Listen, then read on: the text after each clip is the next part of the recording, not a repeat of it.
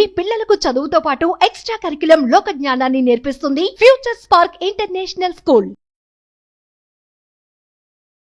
నమస్తే రమగారు. నమస్తే జయ. ఒక మంచి స్టోరీ చెప్పుకుందామండి. పల్లెటూరు కథ ఒకటి. పూర్వం అంటే ఒక పల్లెటూరులో రెడ్డి గారు ఒక ఆయన ఉండేవారు. చానాళ్ళు పిల్లలు పుట్టలేదట. లేక లేక ఒక కుమారుడు కలిగాడు. వాడికి ఓబిరెడ్డి అని పేరు పెట్టారు. అయితే ఈ ఓబిరెడ్డికి పెద్ద చదువు రాల, పైగా లేక లేక పుట్టడంతో పిచ్చి గారాబంట, అమిత గారాబం. ఏదో సుమారుగా ఉండేది, ఆడుకుంటూ ఉండేవాడు ఇంట్లో. అంత తెలివిగలవాడు కాదు. అయితే ఇది కొన్నాళ్ళు పోయాక నాన్నకు తెలిసింది పిల్లాడికి చదువు సంధ్య లేకపోతే కష్టము, వీడు తెలివిగా లేడు అని అనుకుని ఆయన స్నేహితుడు ఒక బ్రాహ్మణ ఆయన ఉన్నారు, అప్పన్న శాస్త్రి అని. ఆ శాస్త్రి గారిని పిలిచి వీడికి ఎట్టో కొట్ట 4 చేతులు సంతకం పెట్టడము, 4 మాటలు మాట్లాడడము, 4 ఏమన్నా నేర్పించు అని అడిగాడు. అప్పన్న శాస్త్రి గారిని బాగా పోషించేవారు వీళ్ళు. ఆయన రోజు అది చెప్పి ఇది చెప్పి చెప్పడానికి చాలా ట్రై చేసి విరక్తి పెట్టి ఊరుకున్నాడు. ఆయన ఏం నేర్పించాడు? సుమతి శతకం పద్యాలన్నీ వల్లి వేయించి నోటికి చెప్పాడు. సంతకం పెట్టడం నేర్పించాడు. ఇప్పుడు నీకు ఇవన్నీ సాంగంగా చక్కగా నేర్చుకుంటే క్రమంగా ఎవడి సంతకం వాడు పెట్టేటప్పుడు వాడి తలకు సిగ్నేచర్ థింగ్ ఒకటి ఉంటుంది అందులో. నేనే నీకు జయలక్ష్మి పేరు రాయడం నేర్పించాను అనుకో, నీకు అవి రావాలని ఇంతంత రాసి పెడతా కదా, అంతేనా? అంతేగా. పెద్ద పెద్ద అక్షరాల్లో దిద్ది వాడికి పెద్ద పెద్ద అక్షరాల్లో సంతకం పెట్టడం మాత్రం వచ్చింది. ఈ అప్పన్న గారికి కూడా విసుగు పుట్టింది. వీడు మతిలేని పిల్లవాడు, వాడికే వస్తుందిలే, ఇవి వచ్చిన పద్యాలు చాలు, వాడి సంతకం పెట్టడం వచ్చింది, అదే చాలని వదిలిపారేశాడు. అలా నడిచేది. క్రమంగా ఏమైంది, కొంతకాలానికి తండ్రి గతించాడు. ఈ ఓబిరెడ్డికి చుట్టూతా స్నేహితులయ్యారు. వీళ్ళు వీర శివారెడ్డి, వెంకటరెడ్డి, అప్పన్నరెడ్డి, ఇట్లా ఒక 6-7 రెడ్లు తయారయ్యారు. వాళ్ళకి వీడు పిచ్చి వెధవని, అమాయకుడని తెలిసింది. వీళ్ళంతా ఏదో దూరపు చుట్టాలు. ఎంతసేపు ఇంటికి వచ్చి ఉండేవాళ్ళు, అవి ఇవి వండించేవాళ్ళు, అది వండించి ఇది వండించి అంటే వండించేవాళ్ళు. క్రమంగా ఇట్లా అయ్యాక వాడి దగ్గర డబ్బులు, ఇంట్లో ఉన్న డబ్బంతా తరిగిపోవటం మొదలుపెట్టింది. తండ్రి పొలాలు పుట్రలు తయారు చేసి పెట్టాడు కొడుకు కోసం. ఇంట్లో ఏదో ధనం.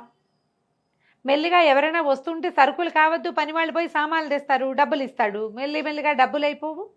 ఇక డబ్బంతా ఖర్చు అయిపోవటం మొదలుపెట్టింది. ఎంతసేపు ఎవరో ఒకళ్ళు చుట్టం పక్కవని వచ్చేవాళ్ళు. మా ఇంటికి చుట్టాలు వచ్చారు, మీ ఇంటికి తీసుకొచ్చాననేవాడు స్నేహితుడు ఇంకో రెడ్డి గారు వచ్చి. క్రమంగా రోజులు గడిచే కొందికి డబ్బులు తగ్గిపోయినాయి. ఒకనాడు ఈ ఓవిరెడ్డి ఏదో బజార్ వెళ్తుంటే అప్పన్న శాస్త్రి గారు కనపడి, ఏమిటైనా ఓబయ్య, మీ ఇంటి నిండా జనాలు ఉంటున్నారు ఎప్పుడు ఒకప్పుడు, ఏమిటంటే చుట్టాలండి అనేసరికల్లా ఈయన అన్నాడు, నీకు జ్ఞాపకం ఉందా సుమతి శతకం పద్యం చెప్పేవండి అని చెప్పి, ఏమిటి తెప్పలు 10,000 చేరు కదరా, సుమతి ఉంది కదా, ఎప్పుడు డబ్బులు వస్తే అప్పుడు చుట్టాలు ఉంటారు, ఎందుకంటే నీరు ఎక్కడ ఎక్కువ ఉంటే కప్పలు 10,000 చేరుతాయి అక్కడ. అవును, నీ దగ్గర డబ్బులు ఉన్నాయి కాబట్టి చుట్టాలు వస్తున్నారు, లేకపోతే ఒక్కళ్ళు కూడా రారు అని చెప్పాడు. ఈ సుమతి శతకం పద్యం వల్ల వేసుకుంటూ వెళ్ళేసరికల్లా ఈ ఓబిరెడ్డికి అర్థమైంది. అవును కదా, అక్కడి నుంచి ఇంటికి వెళ్ళగానే ఇంట్లో చుట్టాలు వాళ్ళు వీళ్ళు ఉన్నారు, ఎవరో కొంచెం పలహారం చేస్తున్నారు, ఇంకెవరో కాళ్ళు దాపు పడుతున్నారు. గట్టిగా అరిచి కేకలు పెట్టి తిట్టిపోసాడు అందరినీ. మీరందరూ కప్పలు, నా దగ్గర డబ్బులు ఉన్నాయి కాబట్టి చేస్తున్నారు, అంతకంటే ఏం లేదు. సుమతి శతకారుడు ఏనాడో చెప్పాడు, పొండి మా ఇంట్లోకి ఇక మా గడప మీద అడుగు కూడా పెట్టద్దు, మీరు వెళ్ళిపోండి అని అందరి మీద కేకలు పెట్టాడు. కొంచెం అమాయకుడు కదా, జనం అంతా అంత అరుస్తుంటే ఎవరుంటారు, ఎవరి దారిన వాళ్ళు సర్దుకుని పోయారు. ఈ కప్పల పద్యం అందరికీ తెలిసిందే కదా, పిల్లలకి నేర్పించాలి. మన దగ్గర డబ్బులుంటే ఉండే విధానం వేరుంటుంది, చుట్టాలు డబ్బులు లేనప్పుడు ఉండే విధానం ఎప్పుడూ వేరుగానే ఉంటుంది. అందుకని చుట్టాలతో డబ్బులు సంపాదించుకోవాలి, కానీ చుట్టాలతో మితంగా ఉండాలి. బాగానే ఉంది. కొంతకాలం గడిచింది, ఇంట్లో డబ్బంతా అయిపోయింది, కానీ పొలము పుట్ర ఉన్నాయి కదా, నెల ఏడాదికి ఒకసారి డబ్బులు వస్తాయిగా, వాటితో ఓబయ్య కాలక్షేపం చేస్తున్నాడు. అయితే ఊళ్ళో ఈ స్నేహితులు ఉన్నారు కదా, వీళ్ళు ఏం చేశారు, ఇతను అల్ప సంతోషి ఓబయ్య. ఒకడేం చేశాడంటే, మా ఊరి నుంచి చిలకడ దుంపలు ఇచ్చినాయి ఓబయ్య, నీకు ఇవ్వడానికి వచ్చామని చిలకడ దుంపలు పుచ్చుకొచ్చాడు. చిలకడ దుంపలు ఉడకబెట్టించు, తినడానికి చాలా బాగుంటాయి, మా ఆవిడ బెల్లం వేసి వండింది, ఇదిగో నీకని ఒక కప్పు తెచ్చాడు. ఇప్పుడు వాళ్ళు ఇవ్వడానికి ఇచ్చారు కానీ తీసుకోవడానికి రాలా. బాగుందిగా, ఓబయ్య ఆ స్వీట్ తినేశాడు, చిలకడ దుంపలు చూసుకుని సంతోషించాడు. మళ్ళీ ఫ్రెండ్షిప్ వృద్ధి అయింది కొండారెడ్డితోటి. 3-4 రోజులు పోయేసరికి శివారెడ్డి వచ్చాడు. మా పొలంలో పండిన వేరుశెనకాయలు తంపటేసుకుని తింటే మహా బాగుంటాయి, ఇదిగో అని ఒక పెద్ద కంపాయంత కట్ట వేరుశెనకాయలు తెచ్చిచ్చాడు. ఒలిపించుకుని వేయింపించుకో, చాలా బాగుంటాయి, ఇదిగో తంపటేసుకుని మా ఆవిడ చేసింది నీకోసం అని ఓ గిన్నె పుచ్చుకొచ్చాడు. తంపటకాయలు తినడానికి మహా బాగుంటాయి. ఇప్పుడు కొండారెడ్డి కూడా శివారెడ్డి కూడా ఎందుకు వచ్చాడు? ఇవ్వడానికి వచ్చాడు. ఇంతకుముందు మనకేం తెలుసు, తీసుకోవడానికి వస్తారు చుట్టాలు, ఇప్పుడు ఇవ్వడానికి వచ్చారు. వీళ్ళు కాకుండా హనుమంతరెడ్డి ఒక ఆయన వచ్చాడు. ఆయనేమో మా ఇంట్లో సంక్రాంతి పండగకి పప్పలండం, ఇదిగో నీకు అరిసెలు నీతరిసెలు ఇవ్వడానికి వచ్చాను అన్నాడు. ఒకళ్ళు మా ఆవు ఈనింది జున్ను ఇదిగోనన్నారు. వరుసగా స్నేహితులు రావడం మొదలుపెట్టారు. క్రమంగా మళ్ళీ స్నేహితులకు అలవాటు పడ్డాడు ఇతను. ఎందుకంటే వాళ్ళు తీసుకోవడానికి రాలేదు కదా, ఇవ్వడానికి వచ్చిన వాళ్ళతో తప్పేముంది. మెల్లిగా రాకపోక మొదలైన బజార్ తీసుకుపోయేవాళ్ళు. నువ్వు కాఫీ ఇప్పించు, నేను టీ ఇప్పిస్తానని. ఇవాళ నువ్వు కాఫీ ఇప్పించు, రేపు మేమందరం టీ ఇప్పిస్తామనేవాళ్ళు. ఒకడందరికీ ఓబిరెడ్డి అందరికీ కాఫీలు ఇప్పించేవాడు హోటల్లో. మర్నాడు ఎవరు వచ్చేవాళ్ళు కాదు. ఈ 2 రోజుల్లో ఈ ఓబిరెడ్డి మర్చిపోయేవాడు. మళ్ళీ స్టార్ట్, నువ్వు ఇవాళ టిఫిన్ ఇప్పించు, నువ్వు ఇవాళ మిఠాయి పొట్లం కట్టించు, నువ్వు ఇవాళ జిలేబీ ఇప్పించని మొత్తం వీడి దగ్గర డబ్బులన్నీ ఖాళీ చేసేవాళ్ళు. అయితే ఏమైంది, కొద్ది రోజులు పోయాక ఇతనికి డబ్బు అవసరం రావటం మొదలుపెట్టి అందరూ 5, 10, 10, 25 అప్పులు పెట్టారు. కావాలంటే మేము ఇస్తాం కదా అని. 5, 10, 25 కలిపితే ఓ 100 రూపాయలు అవుతుంది అంతే. డబ్బులు అయిపోతున్నాయని అడిగేసరికి మళ్ళీ రావాలి కదా, పొలం డబ్బులు వచ్చేదాకా చేతిలో డబ్బు అయిపోతే ఏం చెయ్యాలి? సరే అప్పులైనాయి. అయిన తర్వాత స్నేహితులంతా ఏం మాట్లాడుతున్నారంటే, ఈ బాబాయ్ పిచ్చి వెధవా, ఒక ఎకరం పొలం రాయించేసుకుంటే మన అప్పులకు సరిపెట్టచ్చు. రెండో వాడు అన్నాడు, అట్టెట్టా సరిపెడతావు వెధవ, 100 రూపాయలు కూడా అవ్వు, పొలం 1500-1400 ఉంటుంది ఎకరము అంటే ఏం పర్వాలేదు. వాడు ఒప్పుకోడు అన్నాడు. ఏం పర్వాలేదు, వాడికి ఏమైనా తెలుసా చచ్చా, అంత తెలివిగలవాడు కాదు. ఎకరం లాగేశామంటే సమానంగా పంచుకుందాం, 5గురం అందరూ కలిసి ఇచ్చింది 100 రూపాయలు, సమానంగా తలా ఒక 300 పంచుకుంటారు. ఓకే. వాడు పిచ్చి వెధవగా ఉన్న నాళ్లే మనకిది రేపొద్దున పెళ్లి చేసుకుని పెళ్ళాం వచ్చిందనుకో, ఆ తెలివిగలదైతే ఈ అవకాశం ఉండదు. వీడు మన చేతిలో ఉన్నప్పుడే మనం పొలాలు లాగేసేయాలి. మన పొలాలకు పక్కన ఉన్న ఎవరో ఒకటి పొలం పక్కన ఉందనుకో, అది వాడు ఆ పొలం కలుపుకుంటాడు. వాడి 300 వాడు ఉంచుకుని 1200కి మిగిలిన వాళ్ళకి అమ్ముతాడు. 1200 ఇస్తాడు, మిగిలిన వాళ్ళు పంచుకోవచ్చు. ప్లాన్ బాగుంది కదా. సరే ఇప్పుడు మరి వాడు సంతకం పెడతాడంటే వాడి బొందా, వాడికి సంతకం పెట్టడం ఒకటే వచ్చు, చదవటం రాదు. చదవటం ఎట్టాడికి చదవటం వచ్చు, వాడికి పెద్ద పెద్ద అక్షరాలు ఉంటే చదవగలుగుతాడు. ఆ పెదబాల శిక్షలో ఉన్నట్టు చేతిగడ్డ గొలుసుకట్టు రాతతోటి రాసుకొచ్చేస్తానని ఒకడు కొండారెడ్డి దస్తావేజులు రెడీ చేసుకుని వచ్చాడు. అతని పొలం పక్కనే ఈ ఓబయ్య కూడా పొలం కూడా ఉంది. అతను కలుపుకుంటాడు ఆ పొలాన్ని.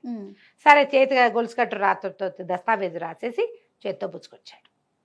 పుచ్చుకొచ్చాక వాళ్ళు వచ్చేసరికల్లా ఇతను ఒక పద్యం చదువుకుంటాడు. ఏమిటది? మాటకు ప్రాణం సత్యం. ఏదైనా ఒక మాట మాట్లాడాలంటే నిజం ఉండాలి అందులో. అది ఆ మాటలకు ప్రాణం ఏమిటి? నిజం. నిజం, అథెంటిసిటీ కావాలి దానికి. తర్వాత ఆ కోటకి ప్రాణం సుభటకోటి. ఒక కోట ఉందంటే పెద్ద ఫోర్టు, దానికి ఏముండాలి? అద్భుతమైనటువంటి భటులు ఉండాలి. సైన్యం లేని కోట ఎందుకు? అవును. తర్వాత చేటికి ప్రాణము మానము. స్త్రీలకి మానం ఉండాలి, మర్యాద. వాళ్ళ దాంట్లో వాళ్ళు ఉండగలగటం అది అవసరం ఆడవాళ్ళకి. తర్వాత చీటికి ప్రాణము చేవ్రాలు. కాగితానికి ఒక కాగితం, దేనికైనా ఒక ఆ కాగితం అనే దానికి ప్రాణం ఏంటి? దాని మీద వ్రాలు. చీటికి ప్రాణము వ్రాలు. వ్రాలు అంటే రాత. చేవ్రాలు అంటే చేతి రాత. సంతకాన్ని కూడా చేవ్రాలుగా చెప్తారు. అంతేగా. ఈ పద్యం చదువుకుంటున్నాడు. జనాలు లోపలికి వచ్చారు. 5 ఫ్రెండ్స్ వచ్చి, అబ్బబ్బబ్బా మన బాబాయ్ ఎంత గొప్పవాడరా, ఎంత బాగా పద్యం చదువుతున్నాడు చూడు, అసలు కంఠస్వరం ఎంత బాగుంది, ఆ పద్యం ఎంత బాగుంది, ఎన్ని పద్యాలు వచ్చో వీడికి, మనకి ఇందులో సగం కూడా రావు రోయ్ అన్నారు. అనేసి సంతోషించాడు. వచ్చారు కూర్చోండి అన్నాడు. అన్నాక అసలు ఓబయ్య చేతి వ్రాలు కూడా ఎంత బాగుంటుంది, సంతకం అంటే వీడిదే, ఎంత బాగా పెడతాడు, ముత్యాల కోవ అంటే. అవునా అన్నారు.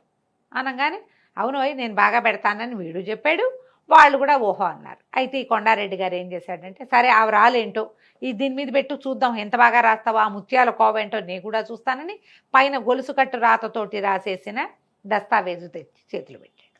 వీళ్ళందరూ ఓహో అంటున్నారు. ఇతను అమాయకుడు కదా, గబగబా కలం తీసుకొచ్చి ఓబయ్య వ్రాలు అని రాశాడు. లేదా ఓబిరెడ్డి, ఇంటి పేరు ఏదో ఉంది, చక్రాల ఓబిరెడ్డి వ్రాలు అని పెట్టాడు. పెట్టేసరికల్లా అందరూ అబ్బబ్బా ఎంత బాగుంది, అసలు ముత్యాలేగా, ఎంత బాగుందో చూడండి. అందరూ 5 చేతులు మార్చుకున్నారు కాగితాలు. మార్చుకున్నాక ఒక ఆయన అన్నాడు, ఒరే ఓబయ్య అసలు నీ సంతకం ఎంత ముచ్చటగా ఉందంటే పటం కట్టించుకుని పెట్టుకోవాలరా అన్నాడు. అనగానే ఓబయ్య ఏం చేశాడు, చర్రన ఆ కాగితం లాక్కుని పర్రమని దాన్ని చింపి తన సంతకం పెట్టింది చేతిలో పెట్టాడు. దీన్ని పటం కట్టించుకో అని ఈ కాగితాన్ని ఇట్లా చుట్టి పడేశాడు. కాగితంలో ఏముందో అతనికి ఏం తెలుసు, అక్కడి నుంచి ఎవరెవరా దస్తావేజు చింపేస్తావా నీ దుంపదేగా అని ఆ స్నేహితులు 5 మీద పడి చెంపలు వాయి కొట్టారు ఇతను. వీళ్ళు హాల్లో కూర్చున్నారు, గోలగోలగా వినపడుతుంది. ఆ అప్పన్న శాస్త్రి గారు ఎవరో రైతుతో మాట్లాడుతూ రోడ్డు మీద పోతున్నాడు. ఏమిటి ఓబిరెడ్డి ఇంట్లో ఇంత గోలవుతోందని పరిగెత్తుకుంటూ లోపలికి వచ్చాడు. ఏమిట్రా నాయన. స్నేహితులందరూ తను ఎందుకు కొడుతున్నారో అర్థం కాలే ఆ ఓబిరెడ్డికి. అవి జనాలు ఈయన పెద్ద మనిషి లోపలికి వచ్చేసరికి పంతులు గారు కదా కబుక్కుని ఆగేసరికి ఏమిటయ్యా ఓబిరెడ్డి ఏం తగదా, ఎవరినైనా పెద్ద మనిషిని పిలవాలి, మీద పడి దెబ్బలేమిటిది, ఏం జరిగింది అన్నాడు. అడగంగానే ఇతను గబగబా ఏం చెప్పాడు. అది కాదండి సంతకం పెట్టాను నేను, చేవ్రాలు ముద్దుగా ఉంది పటం కట్టించుకుంటానన్నాడు శివారెడ్డి, అందుకని చింపిచ్చాను, చింపేసరికల్లా కేక కొడుతున్నారండి వీళ్ళు, ఎందుకు కొడుతున్నారో నాకు కూడా తెలియదు మాస్టర్ అన్నాడు. ఆనంగానే అప్పన్ గారు అన్నాడు, దేని మీద సంతకం పెట్టావురా, ఏ కాగితం చూపి అన్నాడు. ఆనంగానే ఇతను చుట్టేసాడు కదా, నలిపేశాడు, కొంచెం చిరిగినట్టు అయింది, నలిపి అవతలు పారేశాడు. అక్కడ పడిందండి ఆ మూల అన్నాడు. వీళ్ళందరూ రియాక్ట్ అయ్యే లోపల ఈ అప్పన్న శాస్త్రి గారు కాస్త వెళ్ళిపోయి అచ్చ కాగితం పుచ్చుకొచ్చేసాడు. అది నలిగింది చిరిగింది కానీ చీర్ణం అయిపోవాలా, మొత్తం కాగితం అంతా సాపుగా చేసి ఈయనతో మాట్లాడుతున్న రైతులు కూడా లోపలికి వచ్చి నుంచున్నారు. ఏదో జరుగుతోంది కదా, గొడవ అవుతుంటే అందరూ నుంచుంటారుగా పెద్ద మనుషులు. ఆయన మొత్తం చదివి, ఇదేంటి బాబయ్య నాకు తెలియకుండా పొలం అమ్ముతున్నావా నువ్వు, పొలం శివారెడ్డి పేరు మీద రాసుంది అని కేకలేసాడు.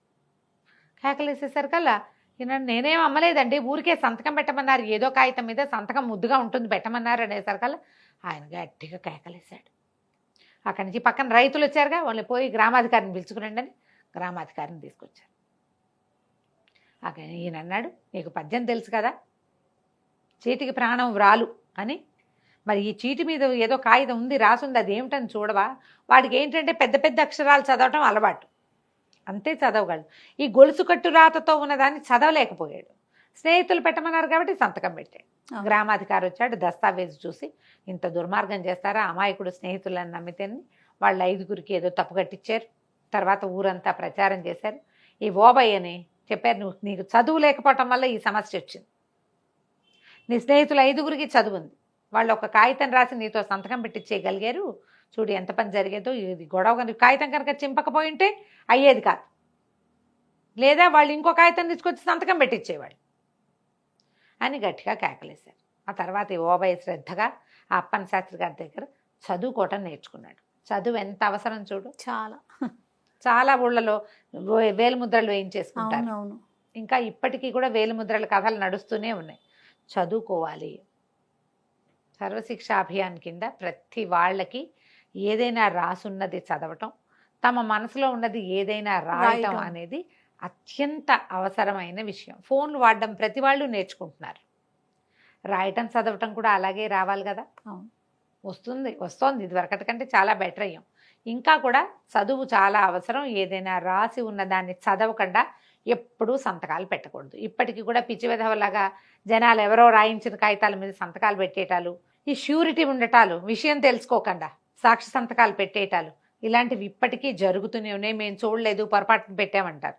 అలా చూడడానికి కుదరదమ్మా. పాత కాలంలోనే ఎప్పుడో సుమతి శతకారుడు ఏనాడు చెప్పండి, చీటికి ప్రాణము వ్రాలు అని రాయబడి ఉన్నదే దాని యొక్క లైఫ్. దాన్ని గమనించి పనిచేయాలి. కథ కంచికి మనం ఇంటికి. నమస్తే జయ. సుమన్ టీవీలో మీ పర్సనల్ అండ్ బిజినెస్ ప్రమోషన్స్ కోసం కింది నెంబర్కి కాంటాక్ట్ చేయండి.